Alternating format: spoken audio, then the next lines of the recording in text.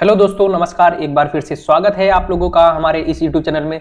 तो हम आपको बताते चले तो हम लोग भारतीय इतिहास से संबंधित एक सीरीज स्टार्ट कर रहे हैं, घटना चक्र पूर्वावलोकन का।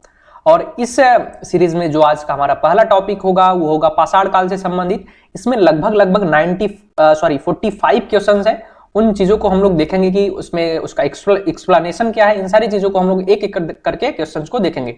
तो चलिए हम लोग स्टार्ट करते हैं अपना घटना चक्र पूर्वावलोकन पाषाण काल से संबंधित। तो देखिए यहां पे लिखा है कि रॉबर्ट ब्रूस फुट थे। ये रॉबर्ट ब्रूस फुट जो थे ये कौन थे? एक भूगर्भ वैज्ञानिक, दूसरा पूरा वनस्पति शास्त्री, तीसरा पुरातत्वविद, चौथा इतिहासकार। और ये देखिए पूछा गया है यूपीएससी लोअर में पूछा गया है, प्रीलिम्स 2015 में पूछा गया है। तो आपको हम बताता चलूं कि इसका आंसर हो जाएगा भूगर्भ वैज्ञानिक और पुरातत्वविद। ये ऑप्शन ए और बी दोनों सही हो जाएगा। इसमें से आप कोई भी लगा सकते हैं, ये दोनों आंसर आपका सही होगा। अगर हम लोग इसके एक्सप्लेनेशन की बात करें यानी कि उत्तर कुंजी की बात करें तो उसमें भी देखिए ए और बी दिया है। इनसाइक्लोपीडिया ब्रिटानिका के अनुसार रॉबर्ट ब्रूस फुट ब्रिटिश भूगर्भ वैज्ञानिक और पुरातत्वविद थे। देखिए यहां दिया ना, भूगर्भ वैज्ञानिक और पुरातत्वविद थे। जियोलॉजिकल सर्वे ऑफ इंडिया से संबंध रॉबर्ट ब्रूस फुट ने 1863 ईस्वी में भारत में पाषाण कालीन बस्तियों के अन्वेषण की शुरुआत की। अतः स्पष्ट है कि इस प्रश्न का उत्तर विकल्प ए और बी दोनों हो सकता है। इस तरीके से इसका आंसर हो जाएगा ए और बी। दूसरा आंसर पूछा है, दूसरा क्वेश्चन जो है हमारा पूछ रहा है कि कोपेनहेगन संग्रहालय की सामग्री के से पाषाण, कांस्य और लौह युग का त्रियुगीन विभाजन किसने किया? ऑप्शन में है यहाँ पे थॉमसन, लुबाक, टेलर और चाइल्ड। तो इसका आंसर हो जाएगा थॉमसन। क्या थॉमसन हो जाएगा इसका आंसर? ऑप्शन ए इसका हो जाएगा। अगर इसके हम लोग एक्सप्लेन की बात करें, एक्सप्लेनेशन की, तो ये दे रहा है कि यूपीपीसीएस 2010 में पूछा गया ये क्वेश्चन। डेनमार्क के कोपेनहेगन संग्रहालय में 1818 ईस्वी और 1820 ईस्वी में एक आयोग की रिपोर्ट के अनुसार सामग्री के आधार पर पाषाण, कांस्य और लौह युग का त्रियुगीय विभाजन क्रिश्चियन जर्गेनसन थॉमसन ने किया था। यद्यपि थॉमसन ने 1836 ईस्वी में इस वर्गीकरण के अनुसार संग्रहालय की वस्तुओं का विवरण प्रकाशित किया। यानी कि इसका आंसर क्या हो जाएगा? तो क्रिश्चियन जर्गेनसन थॉमसन, थॉमसन वहां पे दिया है सिर्फ, इसका आंसर हो जाएगा ऑप्शन ए। अगले क्वेश्चन की तरफ बढ़े तो पूछ रहा है कि निम्नलिखित उत्खनित प्रमाणों के अनुसार पशुपालन का प्रारंभ हुआ था। क्या उत्खनित जो प्रमाण हुए थे पशुपालन का प्रारंभ कब हुआ था? तो इसका आंसर हो जाएगा मध्य पाषाण काल में। क्या मध्य पाषाण काल में इसका प्रारंभ हुआ था? मध्य पाषाण काल में। अगर इसके उत्तर कुंजी की बात करें तो मध्यकाल के अंतिम चरण में पशुपालन के साक्ष्य प्राप्त होते हैं। ऐसे पशुपालन के साक्ष्य भारत में आदमगढ़ और बागोर, यानी कि आदमगढ़ कहां पे है? तो नर्मदापुरम मध्य प्रदेश तथा बागोर भीलवाड़ा राजस्थान में ये यहां से मिलते हैं। ये पीसीएस यूपीपीसीएस मेंस 2006 में पूछा गया था। अगले क्वेश्चन की तरफ बढ़े तो पूछ रहा है कि मध्य पाषाणिक प्रसंग में पशुपालन के प्रमाण जहां से मिले हैं वह स्थान कौन सा है? लंघनाज, बिरभानपुर, चोपन मांडो और आदमगढ़। देखिए ये थोड़ा सा जो है ना ये ऊपर नीचे हो गया है, ये ऊपर नीचे ऑप्शन हो गया है, तो इसका आंसर हो जाएगा आदमगढ़। आदमगढ़ इसका आंसर हो जाएगा ऑप्शन सी। यहां पे आदमगढ़ इसका आंसर हो जाएगा। देखिए यूपीपीसीएस स्पेशल प्रीलिम्स 2018 में पूछा गया था, ऑप्शन सी इसका सही होगा। निम्नलिखित में से किस स्थल से हड्डी के उपकरण प्राप्त हुए? क्या किस स्थल से हड्डी के उपकरण प्राप्त हुए? चोपन मांडो, काकोरिया से, महदहा से, उसके बाद सराय नाहर राय से। ये यूपीपीसीएस मेंस 2010 में पूछा गया है। क्या ये यूपीपीसीएस मेंस 2010 में पूछा गया है? तो इसका आंसर जो है ना वो महदहा और सराय नाहर दोनों होगा। क्या महदहा और सराय नाहर दोनों हो सकता है? किसी भी आंसर को आप लोग लगा सकते हैं वहां पे। तो इसका आंसर सी और डी दोनों हो जाएगा। देखिए यहां पे लिखा है सी और डी। मध्य पाषाण कालीन महदहा उत्तर प्रदेश के प्रतापगढ़ जिले में स्थित से बड़ी मात्रा में हड्डी एवं सींग निर्मित उपकरण प्राप्त हुए हैं। जीआर शर्मा महदहा में 3 क्षेत्रों का उल्लेख करते हैं, जो झील क्षेत्र है एक, दूसरा बूचड़खाना संकुल क्षेत्र है, तीसरा कब्रिस्तान निवास क्षेत्र है।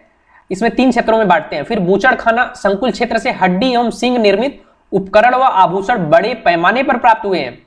सराय नाहर से भी अल्प मात्रा में हड्डी के उपकरण मिले हैं। ओके, तो इसका आंसर क्या हो जाएगा? सराय नाहर और महदहा ये दोनों हो जाएगा इसका आंसर। क्या सराय नाहर और महदहा इसका दोनों आंसर हो जाएगा। अगले क्वेश्चन की तरफ बढ़े तो पूछ रहा है कि हड्डी से निर्मित आभूषण भारत में मध्य पाषाण काल के संदर्भ में प्राप्त हुए। देखिए फिर से क्वेश्चन वही है, बस पूछने का तरीका अलग है। तो इसका भी आंसर हो जाएगा सराय नाहर और महदहा। ये अभी जस्ट लास्ट वाले क्वेश्चन में मैंने इसके बारे में बताया। तो ए और बी इसका भी आंसर हो जाएगा।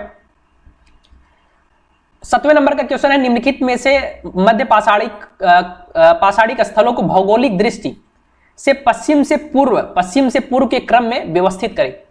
ये देखिए पश्चिम से पूर्व की बात पूछा है, और मैं आपको बता दूं ये पैसा नहीं है, पैसरा है। पैसरा, लिखैया, बिरभानपुर और महदहा। नीचे दिए गए कूट से सही उत्तर चयन करें। क्या नीचे दिए गए कूट से सही उत्तर का चयन करें? तो इसका आंसर हो जाएगा सी, 4 2 1 3। 4 2 1 3 इसका आंसर हो जाएगा। यानी कि पहले क्या होगा, महदहा हो जाएगा, फिर लिखैया हो जाएगा, फिर उसके बाद पैसरा हो जाएगा, फिर उसके बाद बिरभानपुर आएगा। अगर इसके एक्सप्लेनेशन की बात करें तो भौगोलिक दृष्टि से पश्चिम से पूर्व के क्रम में मध्य पाषाणिक स्थल महदहा प्रतापगढ़ में है, आपको पता है। लिखैया मिर्जापुर में, उत्तर प्रदेश इसमें भी है। पैसरा जो है ये बिहार से संबंधित है। बिरभानपुर जो है ये पश्चिम बंगाल से संबंधित है।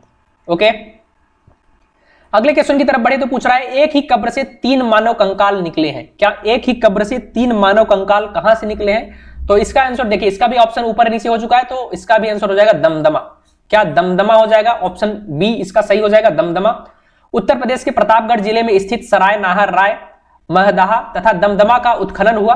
दमदमा में लगातार 5 वर्षों तक किए गए उत्खनन के फलस्वरूप पश्चिमी तथा मध्यवर्ती क्षेत्रों में कुल मिलाकर 41 मानव समाधान ज्ञात हुए हैं। इन समाधानों में से 5 समाधान युग्म समाधान है और एक समाधान में 3 मानव कंकाल एक साथ मिले हैं। शेष समाधानों में से एक एक कंकाल मिले हैं। यानी कि इसका आंसर क्या हो जाएगा? ऑप्शन बी हो जाएगा इसका आंसर। यानी कि ऑप्शन बी का मतलब यानी कि दमदमा।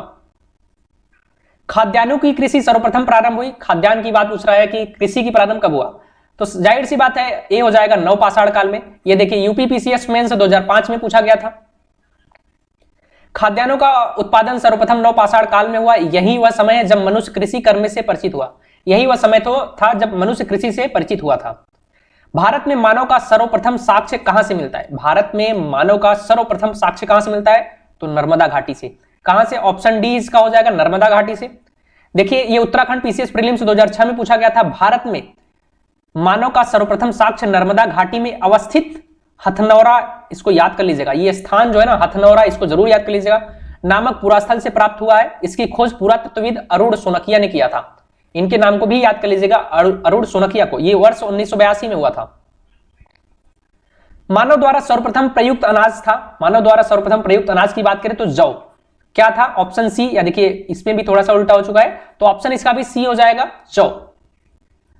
देखिए इसमें आधुनिक मानव समाज द्वारा मुख्य रूप से 8 खाद्य अनाजों का उपभोग किया गया है, जो जौ, गेहूं, चावल, मक्का, बाजरा, सुरगम, राई व जई अनाजों के पौधे विभिन्न क्षेत्रों में जंगली घास के रूप में विद्यमान थे, जिन्हें बीजों के रूप में अलग अलग क्षेत्र में अलग अलग समय पर मानव ने उगाया था। वैश्विक दृष्टि से देखा जाए तो सर्वप्रथम जौ जो है 8000 ईसा पूर्व के आसपास भूमध्य सागर व ईरान के मध्य स्थित पश्चिमी एशिया के देश में मानव द्वारा उगाया गया था। बाद में लगभग इन्हीं क्षेत्रों में 8000 ईसा पूर्व के आसपास गेहूं भी उगाया गया था। ओके, तो इसका आंसर क्या हो जाएगा? सी, जौ। जौ आंसर हो जाएगा, जौ। भारतीय उपमहाद्वीप में कृषि के प्राचीनतम साक्ष्य कहां से मिलते हैं? देखिए फिर से पूछा है कि भारतीय उपमहाद्वीप में कृषि के प्राचीनतम साक्ष्य कहां से मिलते हैं, तो ये कहां से मिलता है? तो लहुरादेव से। लहुरादेव से ये पूछा था यूपी लोअर प्रीलिम्स 2004 में। अगर इसके एक्सप्लेनेशन की बात करें तो बोल रहा है कि नवीनतम खोजों के आधार पर भारतीय उपमहाद्वीप में प्राचीनतम कृषि साक्ष्य वाला स्थल उत्तर प्रदेश के संत कबीरनगर जिले में स्थित लहुरादेव है। यहां से 9000 ईसा पूर्व से 7000 ईसा पूर्व तक के बीच चावल के साक्ष्य प्राप्त हुए। किसके? चावल के साक्ष्य प्राप्त हुए। उल्लेखनीय है कि इस नवीनतम खोज के पूर्व भारतीय उपमहाद्वीप का प्राचीनतम कृषि साक्ष्य वाला स्थल मेहरगढ़ था। यानी कि अगर लहुरादेव से पहले की बात करें तो वो मेहरगढ़ था, जो कहां पे स्थित था? जो स्थित था पाकिस्तान में। कहां पे? पाकिस्तान में स्थित था, पाकिस्तान के बलूचिस्तान में। और इसका साक्ष्य जो है 7000 ईसा पूर्व में मिला था। जबकि प्राचीनतम चावल के साक्ष्य वाला स्थल जो है कोल्डिहवा। कोल्डिहवा कहां पे है? तो प्रयागराज जिले में आपको है, बेलन घाटी के निकट जो प्रयागराज है के स्थित। यहां से 6500 ईसा पूर्व के चावल की भूसी की साक्ष्य मिले थे। कहां से? कोल्डिहवा से। बट अब कहां पे है? तो लहुरादेव में 9000 ईसा पूर्व से मिला है। यानी कि 9000 वाला तो पहले हो जाएगा। तो माना जाता है कि उपयुक्त संदर्भों में अब यदि विकल्प में लहुरादेव रहता है तो आप लहुरादेव लगाएंगे, उपयुक्त विकल्प वही रहेगा। परंतु अगर लहुरादेव के विकल्प में न होने की स्थिति में इसका उत्तर जो है मेहरगढ़ होगा। क्या? अगर लहुरादेव उत्तर में नहीं है तो मेहरगढ़ इसका आंसर हो जाएगा। सॉरी। अगले क्वेश्चन की तरफ बढ़े तो पूछ रहा है कि भारतीय उपमहाद्वीप में कृषि के प्राचीनतम साक्ष्य भारतीय उपमहाद्वीप में कृषि के प्राचीनतम साक्ष्य, अभी मैंने बताया कि अगर लहुरा देव रहेगा तो लहुरा देव होगा, नहीं है तो मेहरगढ़ हो जाएगा। तो ऑप्शन डी इसका हो जाएगा, ऑप्शन डी मेहरगढ़ इसका आंसर हो जाएगा। अगले क्वेश्चन की तरफ बढ़े तो पूछ रहा है कि भारतीय उपमहाद्वीप में कृषि के प्राचीनतम साक्ष्य कहां से मिले। सेम क्वेश्चन वही है, कृषि के प्राचीनतम साक्ष्य कहां से मिले, तो इसका भी आंसर वही हो जाएगा, मेहरगढ़, मेहरगढ़ हो जाएगा। सी ऑप्शन इसमें लिखा है। नवपाषाण युग में भारतीय उपमहाद्वीप के उत्तर पश्चिमी क्षेत्र में निम्नलिखित में से किस स्थान पर कृषि के अभ्युदय के प्रारंभिक साक्ष्य मिले हैं। क्या कृषि के अभ्युदय के प्रारंभिक साक्ष्य कहां से मिले हैं, यह बताना है आपको। तो कृषि के प्राचीनतम साक्ष्य आपको पता है कहां पे होगा, तो मेहरगढ़ होगा। देखिए ये सारे क्वेश्चन प्रीवियस ईयर में पूछे गए हैं, इसलिए इसमें क्या है कि इसको जोड़ा गया है। सॉरी, ये अलग अलग क्या है कि जो क्वेश्चन है ना, पूछने का तरीका अलग है, ऐसे भी क्वेश्चन पूछा जा सकता है। ये सारी चीजें इसमें है जो पूछा गया है, प्रीवियस वर्षों में ऐसे क्वेश्चन पूछे गए। तो आप लोग इसको ये मत सोचिएगा कि ये बार बार क्वेश्चन वही आ रहा है, बट ये घटना चक्र में दिया है इसलिए मैं उसको करवा रहा हूं। उत्तर बी हो जाएगी। छत्तीसगढ़ पीसीएस प्रीलिम्स 2017 में पूछा था, भारत में पशुपालन एवं कृषि के प्राचीनतम साक्ष्य कहां से मिले। क्या पशुपालन और कृषि के प्राचीनतम साक्ष्य कहां से मिले हैं, तो इसका आंसर क्या हो जाएगा, इसका आंसर क्या हो जाएगा, मेहरगढ़। कहां से मिले हैं, तो पशुपालन और कृषि पूछा है तो कृषि मेहरगढ़ होगा। तो ऑप्शन क्या हो जाएगा, मेहरगढ़, डी ऑप्शन हो जाएगा। फिर अगला क्वेश्चन है, उत्तर प्रदेश के सांस्कृतिक विरासत के संदर्भ में निम्नलिखित कथनों में से कौन सा कथन सही है। इस प्रदेश के अनेक उत्खनित पुरास्थलों से वैश्विक संदर्भ में कृषि के प्राचीनतम प्रमाण मिले हुए हैं। प्राचीनतम प्राप्त कृषि अन्न जौ और धान है, अन्न और जौ धान है, यानी कि जो अन्न जौ और धान है। इसका आंसर क्या हो जाएगा, ऑप्शन सी, 1 और 2 इसका आंसर हो जाएगा। यूपी आरओ एआरओ प्रीलिम्स 2021 में पूछा गया है, 2021 में पूछा गया है। आप लोगों को पता है कि यूपी आरओ एआरओ का एग्जाम मतलब कि फॉर्म अप्लाई होने वाला है, यानी कि फॉर्म आने वाला है, नोटिफिकेशन। तो आप लोग तैयार रहिएगा, इन सारी सीरीज को कंप्लीट करिएगा, क्योंकि हम लोग पूरा हिस्ट्री को भी देखेंगे, ज्योग्राफी, पॉलिटी, इकोनॉमिक्स, इन्वायरमेंट और साइंस, ये सारे सब्जेक्ट जो जीएस के ना सारे को देखेंगे। आपको पता है कि यूपी आरओ एआरओ में क्या है कि 140 क्वेश्चन जीएस के पूछे जाते हैं प्रीलिम्स में और 60 क्वेश्चन हिंदी के। तो जीएस का जो क्या है कि महत्व है वो काफी ज्यादा है, तो आप लोग थोड़ा सा पढ़ते हुए चलिएगा। तो देखिए, उत्तर प्रदेश के प्रागैतिहासिक काल से ही समृद्ध सांस्कृतिक विरासत का धनी रहा है। ध्यातव्य है कि प्रदेश की बेलन नदी घाटी में स्थित कोल्डिवा को लंबे समय तक विश्व की धान की खेती का प्राचीनतम प्रमाण माना जाता रहा है। इसी तरह वर्तमान में धान की खेती का प्राचीनतम प्रमाण प्रस्तुत करने वाला लहुरा देव भी उत्तर प्रदेश के संत कबीरनगर जिले का भाग है। अतः कथन एक सही है। उत्तर प्रदेश के अनेक उत्खनित स्थलों से प्राप्त प्राचीनतम कृषि अन्न जौ है, जी नहीं है, जौ है, एवं धान के साक्ष्य महगड़ा एवं धान के साक्ष्य जो है ना वो कोल्डिवा से भी प्राप्त हुए हैं। क्या, तो ऑप्शन इसका हो जाएगा सी। उस स्थल का नाम बताइए जहां से प्राचीनतम स्थायी जीवन के प्रमाण मिले हैं। क्या प्राचीनतम स्थायी जीवन के प्रमाण मिले हैं, तो इसका आंसर क्या हो जाएगा, इसमें ऑप्शन में दिया है धौलावीरा, कालीबंगा, किले गुल मोहम्मद और मेहरगढ़। तो इसका आंसर क्या हो जाएगा 19वें का, तो 19वें का आंसर हो जाएगा डी, मेहरगढ़। आप ही सोचिए ना कि जब सबसे पहले कृषि की बात यहां पे हुई, तो कृषि कब होगा, जब स्थायी जीवन हो जाएगा तभी कृषि लोग करते हैं, पशुपालन तभी होगा जब स्थायी जीवन हो जाएगा। तो स्थायी जीवन के साथ क्या होगा, कृषि के कार्य तभी हो पाएंगे। क्योंकि जब जैसे मान लीजिए कि धान की खेती हो रही, तो धान की खेती एक दिन की खेती तो है नहीं, इसमें 3 से 4 महीने यानी कि 100 से 120 दिन इसमें लगते हैं। तो इतना समय तो एक स्थान पे रुकना पड़ेगा ना, उनको एक स्थान पे रुकना पड़ेगा। तो स्थायी निवास की बात करें तो वो भी मेहरगढ़ से ही होगा, ऑप्शन डी हो जाएगा। तो अगले क्वेश्चन की तरफ बढ़े, इसका एक बार एक्सप्लेनेशन देख लीजिए। दिए गए विकल्पों में प्राचीनतम स्थायी जीवन के प्रमाण सर्वप्रथम बलूचिस्तान के कच्ची मैदान स्थित मेहरगढ़ से मिले हैं, जिसकी प्रामाणिकता तिथि लगभग 7वीं सहस्त्राब्दी ईसा पूर्व 7000 ईसा पूर्व है, जबकि किले गुल मोहम्मद एवं कालीबंगा की प्राचीनतम तिथि 4000 ईसा पूर्व एवं 3500 ईसा पूर्व। ऐसा नहीं है कि यानी कि जो किले गुल मोहम्मद है और कालीबंगा है यहां से भी मिले हैं, बट इसका जो समय है वो 4000 ईसा पूर्व और 3500 ईसा पूर्व है। निम्नलिखित में से किन स्थानों में मध्य पाषाण काल में पशुपालन के प्रमाण मिले हैं। क्या, किन स्थानों से मध्यकाल में पशुपालन के प्रमाण मिले हैं, तो औदे, बोरी और बागोर और लखनिया। क्या औदे, बोरी, बागोर और लखनिया, तो इसका आंसर हो जाएगा बागोर, ऑप्शन सी बागोर इसका आंसर हो जाएगा। अगर इसके एक्सप्लेनेशन की बात करें तो मध्य पाषाण काल से पशुपालन के साक्ष्य प्राप्त होने लगते हैं। पशुपालन के प्रारंभिक साक्ष्य मध्य प्रदेश में नर्मदापुरम के निकट आदमगढ़ पुरास्थल और राजस्थान के भीलवाड़ा जिले में स्थित बागोर से मिलते हैं। क्या ये आदमगढ़ से मिलता है और बागोर से भी मिलता है? यह यूपीपीसीएस प्रीलिम्स 2018 में ये क्वेश्चन सीधा सीधा पूछा गया है, सीधा की सीधा क्वेश्चन पूछा गया है। निम्नलिखित में से किसको चालकोलिथिक, क्या चालकोलिथिक युग भी कहा जाता है? तो ऑप्शन सी, ताम्र पाषाण युग को चालकोलिथिक युग कहा जाता है, चालकोलिथिक भी कहा जाता है। देखिए, ताम्र पाषाण युग को चालकोलिथिक या कैल्कोलिथिक युग भी कहा जाता है। ओके, सी ऑप्शन हो जाएगा। फिर उसके बाद अगर बात करें तो आहाड़ सभ्यता के बारे में निम्न कथनों पर विचार कीजिए। आहाड़वासी तांबा गलाना जानते थे, ये लोग चावल से परिचित नहीं थे, धातु का काम आहाड़वासियों की अर्थव्यवस्था का एक साधन था। चौथा ऑप्शन है, यहां से काले लाल रंग के मृदभांड मिले हैं जिन पर सामान्यतः सफेद रंग से ज्यामितीय आकृतियां उकेरी गई है। ऑप्शन ए क्या है कि 1 3 4, ऑप्शन जो बी है इसमें 1 2 सही है, और सी है 1 2 3, और डी है 3 और 4। तो इसका आंसर क्या हो जाएगा? 22वें नंबर का आंसर क्या हो जाएगा? तो इसका आंसर हो जाएगा 1 3 एवं 4 सही है। यानी कि जो ये है ना, जो ये लोग चावल से परिचित नहीं थे, पूछा है ना, ये लोग चावल से भी परिचित थे। क्या ये लोग चावल से भी परिचित थे? तो ऑप्शन इसका क्या हो जाएगा? 2 कट कर दीजिए, यानी कि ये अपने आप चला जाएगा, ये अपने आप कट चला जाएगा, तो ऑप्शन बचेगा 1 3 और 4। 1 3 4 सही है, क्योंकि पहला सही है तो जाहिर सी बात है पहला हो जाएगा। देखिए, अगर इसकी बात करें तो आहाड़ दक्षिण पूर्व राजस्थान में स्थित एक प्रमुख ताम्र पाषाणिक सांस्कृतिक स्थल है। आहाड़ संस्कृति के लोग मूलतः कृषक एवं पशुपालक थे। वे गेहूं, जौ तथा चावल से परिचित थे। यही पूछा गया, यही क्वेश्चन उसमें नहीं था।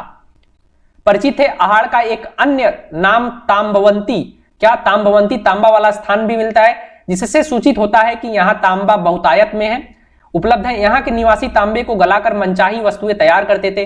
धातु का काम आहाड़ वासियों की अर्थव्यवस्था का एक प्रमुख साधन था। यहाँ से काले लाल रंग के मृदभांड भी प्राप्त हुए हैं जिन पर सामान्यतः सफेद रंग से ज्यामितीय आकृतियां उकेरी गई है। इस प्रकार ऑप्शन ए जो है ये सही हो जाएगा, ऑप्शन ए सही हो जाएगा। अगले क्वेश्चन की तरफ बढ़े तो पूछ रहा है, निम्न में से किस एक पुरास्थल से पाषाण संस्कृति से लेकर हड़प्पा सभ्यता तक के अवशेष मिले हैं? क्या हड़प्पा सभ्यता तक के संस्कृति अवशेष मिले हैं? तो इसका आंसर हो जाएगा, देखिए ये मेहरगढ़ होगा, ऑप्शन बी मेहरगढ़ हो जाएगा इसका। तो यूपीपीसीएस प्रीलिम्स 2008 में पूछा गया था। तो बलूचिस्तान पाकिस्तान में स्थित पूरा स्थल मेहरगढ़ से पाषाण संस्कृति से लेकर हड़प्पा सभ्यता तक के सांस्कृतिक अवशेष प्राप्त हुए हैं। नौदा टोली का उत्खनन किसने किया? क्या नौदा टोली का उत्खनन किसने किया? नौदा टोली की बात आ रही है, नौदा टोली। तो इसका आंसर हो जाएगा एचडी संकालिया इसका आंसर हो जाएगा। यह यूपी लोअर सब में पूछा गया था प्रीलिम्स 2009 में। नौदा टोली मध्य प्रदेश के उत्खनन डेक्कन कॉलेज के पुणे के प्रोफेसर एचडी संकालिया ने किया था। यह स्थल इस महाद्वीप का सबसे विस्तृत उत्खनित ताम्रपाषाणिक स्थल है, जिसकी तिथि लगभग ईसा पूर्व 1500 से लेकर 1300 के मध्य निर्धारित की गई है। नौदा टोली किस राज्य में अवस्थित है? नौदा टोली किस राज्य में अवस्थित है? सीधी सी बात है, अभी आपने देखा कि नौदा टोली किस में है, तो मध्य प्रदेश में है। नौदा टोली मध्य प्रदेश, ऑप्शन डी। अगले क्वेश्चन की तरफ पूछे तो पूछ रहा है कि बृहत पाषाण स्मारकों की पहचान की गई। सन्यासी गुफाओं के रूप में, मृतक को दफनाने के स्थान के रूप में, मंदिर के रूप में, उपयुक्त में से कोई नहीं। तो इसका आंसर हो जाएगा ऑप्शन बी, मृतक को दफनाने के रूप में प्रयोग किया गया है, मतलब कि बृहत पाषाण स्मारकों की पहचान की गई है। नव पाषाण युगीन दक्षिण भारत में शवों को विभिन्न प्रकार की समाधियों में दफनाने की परंपरा विद्यमान थी। इन समाधियों को जो विशाल पाषाण खंडों से निर्मित है, बृहत पाषाण या मेगालिथ के नाम से भी जाना जाता है। इनके विभिन्न प्रकार हैं, जैसे शिष्ट समाधि, pit circle, cairn circle, dolmen, umbrella stone, hood stone, कंदराय, मेहिर। यह ऑप्शन इसका हो जाएगा बी। क्या यूपीपीसीएस मेंस 2005 में पूछा गया था ये क्वेश्चन। 27वें नंबर का क्वेश्चन है कि राख का टीला निम्नलिखित में से किस नवपाषाणिक स्थल से संबंधित है? क्या राख का टीला जो है किस नवपाषाणिक स्थल से संबंधित है? तो इसका आंसर हो जाएगा संगन कल्लू। क्या संगन कल्लू इसका आंसर हो जाएगा, संगन कल्लू। इसके एक्सप्लेनेशन की बात करें तो कर्नाटक में मैसूर के पास बेल्लाली जनपद में स्थित संगन कल्लू नामक नवपाषाण कालीन पुरास्थल को राख के टीले प्राप्त हुए। क्या राख के टीले प्राप्त हुए? भीम बेटिका किसके लिए प्रसिद्ध है? भीम बेटिका किसके लिए प्रसिद्ध है? तो जाहिर सी बात है गुफाओं के लिए और शैल चित्र के लिए प्रसिद्ध है, ऑप्शन ए। देखिए ये एमपीपीसीएस स्पेशल प्रीलिम्स 2004 में पूछा गया था। मध्य प्रदेश के रायसेन जिले के अब्दुल्लागंज के समीप स्थित भीम बेटिका प्रागैतिहासिक शैल चित्रकला का श्रेष्ठ उदाहरण है। इन गुफाओं में जीवन के विविध रंगों को पेंटिंग के रूप में उकारा गया है, जिनमें हाथी, सांभर, हिरन आदि के चित्र हैं। अब तक लगभग 700 शिलाश्रय की पहचान की जा चुकी है, जिसमें 500 में चित्र पाए गए हैं, जिसमें 500 में चित्र पाए गए हैं। निम्न में से कौन सा स्थल प्रागैतिहासिक चित्रकला के लिए प्रसिद्ध है? वही सेम आंसर हो जाएगा भीमबेटका। पूछने का तरीका अलग हो गया, आंसर सेम भीमबेटका। ये उत्तराखंड में पूछा गया था मेंस 2007 में। भीमबेटका की गुफाएं कहां स्थित है? भीमबेटका पूछा है तो आपको बताते चले तो अब्दुल्लागंज रायसेन, अब्दुल्लागंज रायसेन मध्य प्रदेश में स्थित है। ये क्या? अब्दुल्लागंज रायसेन मध्य प्रदेश। फिर अगले क्वेश्चन की तरफ बढ़े तो पूछ रहा है भारत में किस शिलाश्रय से सर्वाधिक चित्र प्राप्त हुए? सर्वाधिक शिलाचित्र क्या होगा? भीमबेटका। इसका भी आंसर ऑप्शन बी। आसान से एक बार अगर आप लोग अच्छे से जो एक्सप्लेनेशन है उसको अच्छे से पढ़ लेंगे ना तो सारे क्वेश्चन आपके भीमबेटका से संबंधित हो जाएंगे। निम्नलिखित में से किस भारतीय पुरातत्ववेत्ता ने पहली बार भीमबेटका गुफा का महत्व खोजा और देखा कि क्या को देखा उसके शैलचित्र के प्रागैतिहासिक? जैसे कि इसका अगर मैं बताऊं फिर से, ये थोड़ा सा क्या है कि जो टाइपिंग है ना वो मिस्टेक हो गया है, वो ऊपर नीचे हो गया है। तो ये पूछ रहा है कि निम्नलिखित में से किस भारतीय पुरातत्ववेत्ता ने पहली बार भीमबेटका गुफा को देखा और उसके शैल चित्रों के प्रागैतिहासिक महत्व को समझा? क्या प्रागैतिहासिक महत्व को समझा? तो इसका आंसर हो जाएगा वी.एस. वाकड़कर। क्या? वी.एस. वाकड़कर इसका आंसर हो जाएगा। ये यूपीपीसीएस प्रीलिम्स 2020 में पूछा गया है। मध्य प्रदेश के रायसेन जिले में स्थित भीमबेटका प्रागैतिहासिक शैल चित्रकला का श्रेष्ठ उदाहरण है। इसकी खोज 1957 में वी.एस. वाकड़कर ने की थी। यूनेस्को ने भीमबेटका शैल चित्रों को विश्व विरासत स्थल की सूची में सम्मिलित किया है। अगर पाषाण काल से संबंधित क्वेश्चन की बात करें तो भीमबेटका जो है ये हॉट स्पॉट टॉपिक है। भीमबेटका से क्वेश्चन पूछे जाते रहे हैं हमेशा, आप देख ही सकते हैं। भीमबेटका को किसने खोजा? क्या भीमबेटका को किसने खोजा? तो डॉक्टर विष्णुधर वाकड़कर। क्या? Doctor Vishnudhar Wakadkar. Same question. Bhimbetka की खोज डॉक्टर विष्णु श्रीधर वाकड़कर ने की है। मध्य प्रदेश के लोक सेवा आयोग ने विष्णु श्रीधर के स्थान पर विष्णुधर दिया है, अतः इसका निकटतम उत्तर जो है सी होगा। गैरिक मृदभांड पात्र ओसीपी का नामकरण हुआ था, कहां से हुआ था? तो हस्तिनापुर। ऑप्शन ए हो जाएगा हस्तिनापुर। यूपीपीसीएस मेंस 2006 में यह क्वेश्चन पूछा गया है।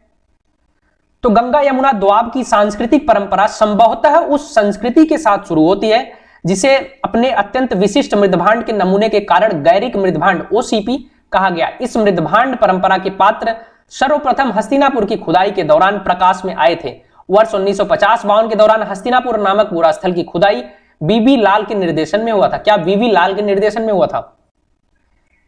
35 नंबर का हो जाएगा ताम्राश्म। क्या? ताम्राश्म काल में महाराष्ट्र के लोग मृतकों को घर के फर्श के नीचे किस तरह से दफनाते थे? उत्तर से दक्षिण की ओर, पूर्व से पश्चिम की ओर। क्या? उत्तर से दक्षिण की ओर, पूर्व से पश्चिम की ओर, फिर दक्षिण से उत्तर की ओर, और चौथा ऑप्शन है डी पश्चिम से पूर्व की ओर। पश्चिम से पूर्व की ओर। तो इसका आंसर हो जाएगा उत्तर से दक्षिण की ओर दफनाते थे। क्या? उत्तर से दक्षिण की ओर दफनाते थे। ऑप्शन ए हो जाएगा महाराष्ट्र में। देखिए महाराष्ट्र की ताम्र पाषाण कालीन संस्कृति जोरवे संस्कृति के निवासा दैमाबाद, चंदोली, इनाम गांव आदि पुरास्थलों में मृतकों को उत्तर से दक्षिण दिशा में घरों के फर्श के नीचे दफनाए जाने के साक्ष्य मिले हैं। कब्र में मिट्टी की हड्डियां और तांबे की कुछ वस्तुएं भी रखी जाती हैं। क्या? तांबे की कुछ वस्तुएं और क्या है कि हड्डियां भी रखी जाती थी। निम्नलिखित में से किस स्थल से मानव कंकाल के साथ कुत्ते का कंकाल भी समाधान से प्राप्त हुआ है? क्या मानव के कंकाल के साथ कुत्ते को दफनाए जाने की प्रथा कहां से मिली है? तो बताइए। इसमें ऑप्शन ए है ब्रह्मगिरी, दूसरा है बुर्जहोम, तीसरा है चिरांद, और चौथा ऑप्शन है क्या? चौथा ऑप्शन क्या हो जाएगा? वो है मास्की। तो इसका आंसर हो जाएगा बुर्जहोम। क्या? बुर्जहोम इसका आंसर हो जाएगा। अगर इसके एक्सप्लेनेशन की बात करें तो बोल रहा है कि जम्मू एवं कश्मीर में श्रीनगर के निकट स्थित बुर्जहोम से नवपाषाणिक अवस्था में मानव कंकाल के साथ कुत्ते का कंकाल भी समाधान से प्राप्त हुआ है। यहां से गर्तावास यानी कि गड्ढों का घर भी मिला है। यहाँ पे मिला है। प्रमुख विशेषता यहाँ की थी, कहां की? बुर्जहोम की। निम्नलिखित में से किस स्थान पर मानव के साथ कुत्ते को दफनाए जाने का साक्ष्य मिला है? Same question, Burzahom. Option A. Same question मतलब कि क्वेश्चन तो वही है, आंसर वही है, बट पूछने का तरीका अलग अलग हो चुका है। एक्सप्लेन करने के बाद आपको चीजें अच्छे से समझ में आ जाएंगी। गर्ता आवास के साक्ष्य कहां से मिले? देखिए अभी मैंने जस्ट बताया पीछे वाले क्वेश्चन में, तो इसका भी आंसर क्या हो जाएगा? बुर्जहोम हो जाएगा। Option A. देखिए इसको बताइएगा, निम्नलिखित युग्मों पर विचार कीजिए। ऐतिहासिक स्थान है, ख्याति का कारण है। बुर्जहोम से शैलकृत देव मंदिर मिला है, चंद्रकेतुगढ़ से टेराकोटा कला मिला है, गणेश्वर से ताम्र कलाकृतियां मिला है। तो आपको पता है कि अभी मैंने देखा कि बुर्जहोम से क्या क्या मिला था कि गड्ढा घर भी मिला है और उसके बाद वहां पे कुत्ते को दफनाए जाने की बात भी मिली है। तो ऑप्शन ए शैलकृत देव मंदिर ये गलत हो जाएगा, ऑप्शन ए गलत हो जाएगा, तो ये कट जाएगा, ये कट जाएगा, ऑप्शन ए वाला कट जाएगा। तो फिर देखेंगे कि चंद्रकेतुगढ़ क्या है, टेराकोटा कला है, तो ऑप्शन बी सही हो जाएगा। तो ऑप्शन बी सही हो जाएगा तो ये भी गलत हो जाएगा, फिर ऑप्शन डी 2 और 3 सही हो जाएगा इसका आंसर। देखिए बुर्जहोम नामक नवपाषाणिक पुरास्थल जम्मू कश्मीर में केंद्र शासित प्रदेश में अवस्थित है। इस पुरास्थल की खोज 1935 में डी टेरा एवं पीटरसन ने की थी। देखिए जो बुर्जहोम है ना, इसकी खोज 1935 में डी टेरा एवं पीटरसन ने की थी। इस पुरास्थल से गर्तावास के साक्ष्य की प्राप्त हुई है। चंद्रकेतुगढ़ ये पश्चिम बंगाल का एक स्थान है, प्रांत में स्थित एक प्रमुख ऐतिहासिक पुरातात्विक पुरास्थल है जो विद्याधारी नदी के तट पर अवस्थित है। सॉरी, यहां से ऐतिहासिक काल के टेराकोटा कला के कई उदाहरण प्राप्त हुए हैं जो तत्कालीन शिल्प कौशल की एक असामान्य विशेषता प्रदर्शित करता है। गणेश्वर राजस्थान प्रांत में स्थित एक प्रमुख ताम्रपाषाणिक पुरास्थल है। इस पुरास्थल की खोज राजस्थान विश्वविद्यालय के पुरातत्व विभाग के प्रोफेसर रतन चंद्र अग्रवाल ने की थी। इस पुरास्थल में दोहरी पेंचदार सिरे वाली ताम्र, बाड़ाग्य मछली पकड़ने का कांटा तथा विभिन्न प्रकार के मृतभांड प्राप्त हुए हैं। यानी कि ऑप्शन डी इसका सही हो जाएगा, जो ऑप्शन ए है ये गलत हो जाएगा। क्या जो ऑप्शन ए है ये गलत हो जाएगा। अगर आपसे पूछे कि कहां पे बुर्जहोम कहां पे है, तो ये जम्मू कश्मीर में है। चंद्रकेतुगढ़ कहां पे है, तो ये पश्चिम बंगाल में है। और जो हमारा लास्ट वाला था, क्या नाम था उसका, गणेश्वर जो था ये राजस्थान में प्रांत में स्थित एक ताम्रपाषाणी पुरास्थल है ये। ओके, राजस्थान, पश्चिम बंगाल और जम्मू कश्मीर। विंध्य क्षेत्र के किस शिलाश्रय से सर्वाधिक मानव के कंकाल मिले हैं? क्या सर्वाधिक मानव के कंकाल विंध्य क्षेत्र के किस शिलाश्रय से मिले हैं? 40वें नंबर का क्वेश्चन है। तो इसका आंसर हो जाएगा लेखैया। कहां से? लेखैया से। ऑप्शन डी इसका आंसर हो जाएगा लेखैया से। अगर देखें तो यूपी बीसीएस प्रीलिम्स 2006 में पूछा गया था। Doctor JN. पांडे की पुस्तक पुरातत्व विमर्श के अनुसार विंध्य क्षेत्र के लेखैया के शिलाश्रय संख्या 1 से मध्य पाषाणिक लघु पाषाण उपकरणों के अतिरिक्त 17 मानव कंकाल प्राप्त हुए हैं, जिनमें से कुछ सुरक्षित हालत में है तथा अधिकांश क्षत विक्षत अवस्था से प्राप्त हुए हैं। संयुक्त राज्य अमेरिका के ओरेगॉन विश्वविद्यालय के जॉन आर लुकास के अनुसार लेखैया में कुल 27 मानव कंकाल की अस्थियां मिली हैं। 41वें नंबर का क्वेश्चन है कि नीचे दिए गए कथन को एक अभिकथन है, दूसरा कारण है, इसका आंसर बताना है आपको। अभिकथन क्या कहता है कि विंध्य क्षेत्र के पाषाण युगीन लोगों ने नूतन भूतल काल के अंत में गंगा घाटी में प्रव्रजन किया। गंगा घाटी में गए ये लोग। कारण आ रहे जलवायु परिवर्तन के कारण इस काल में शुष्कता का चरण था। ओके, इस काल में शुष्कता का चरण था। तो इसका आंसर क्या हो जाएगा? नीचे दिए गए कूट से सही उत्तर का चयन करें। कूट है कि ए और आर दोनों सही है और आर ए की सही व्याख्या करता है। बी है ए आर दोनों सही है परंतु आर ए की सही व्याख्या नहीं करता है। ये क्वेश्चन बहुत खतरनाक क्वेश्चन होते हैं, थोड़ा सा इसको ध्यान से करना होता है। ए सही है परंतु आर गलत है, ए गलत है परंतु आर सही है। तो अगर हम देखें तो इसका आंसर क्या हो जाएगा? Option A. इसका आंसर क्या हो जाएगा? Option A. देखिए यहां पे दिया कि जी आर शर्मा ने सराय नाहर राय में खुदाई के बाद यह अवधारणा दी कि नूतन भूतल काल में अंत में सूखे के कारण विंध्य क्षेत्र में भोजन की कमी के कारण लोगों ने गंगा घाटी में प्रवास किया था। क्या गंगा घाटी में प्रवचन किया था या प्रवास किया था? ओके, 42वें नंबर के क्वेश्चन की तरफ बढ़े तो पूछ रहा है कि भारतीय पुरातत्व सर्वेक्षण निम्नलिखित विभागों मंत्रालयों में से किसका संलग्न कार्यालय है? क्या किसका संलग्न कार्यालय है? तो ये हो जाएगा संस्कृति मंत्रालय का। क्या संस्कृति मंत्रालय? ये झारखंड पीसीएस 2011 में पूछा गया था। भारतीय पुरातत्व सर्वेक्षण archaeological survey of India Bharat सरकार के संस्कृत मंत्रालय के अधीन एक विभाग है।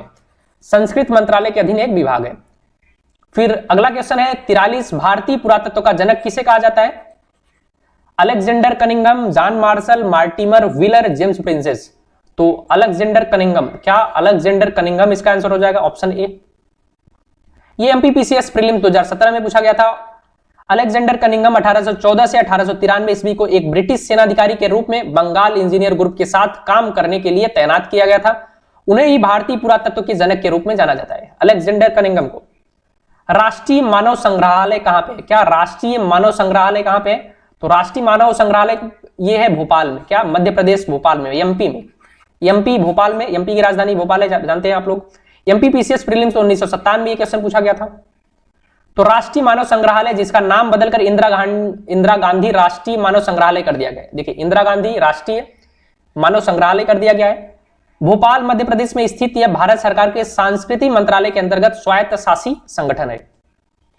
मानव सभ्यता के विकास की कहानी दर्शाने वाला देश का सबसे बड़ा संग्रहालय इंदिरा गांधी मानव संग्रहालय कहां स्थित है। सेम क्वेश्चन है, बदल दिया है बस। तो इसका आंसर हो जाएगा option A Bhopal, option A Bhopal. ये एमपीपीसीएस प्रीलिम्स 2019 में पूछा गया था, ऑप्शन ए इसका सही हो जाएगा। उपयुक्त व्याख्या देख सकते हैं पीछे वाला। मैं उम्मीद करता हूं कि आपको सारी चीजें समझ में आ गई होंगी अच्छे से। ये थे हमारे 45 क्वेश्चन, क्या ये थे हमारे 45 क्वेश्चन पाषाण काल से संबंधित। और अगला जो हमारा टॉपिक होगा वो होगा सिंधु घाटी सभ्यता। पाषाण काल से संबंधित ये था, अगला होगा हमारा सिंधु घाटी सभ्यता। उसको भी हम लोग थोड़ा, उसमें क्वेश्चन ज्यादा है, क्या है कि इसमें क्या नाम है कि घटना चक्र में, तो उसको क्वेश्चन में हो सकता है कि हम लोग 2 पार्ट में देखें, बट उसको भी कंप्लीट करेंगे। और जब ये कंप्लीट हो जाएगा पूरा, तो एक बार इसका मैराथन के साथ एक बार में ही पूरा का पूरा कंप्लीट कर देंगे। और उम्मीद करते हैं कि आपको चीजें समझ में आ रही होंगी। अगर आपको चीजें समझ में आ रही है तो आप लोग लाइक करिएगा, सब्सक्राइब करिएगा चैनल को और शेयर करिएगा अधिक से अधिक। मिलते हैं आप लोगों से नेक्स्ट वीडियो में, यानी कि कल वाले में, क्या नाम है कि हड़प्पा सभ्यता के साथ। सभी लोगों का बहुत बहुत धन्यवाद। जय हिंद।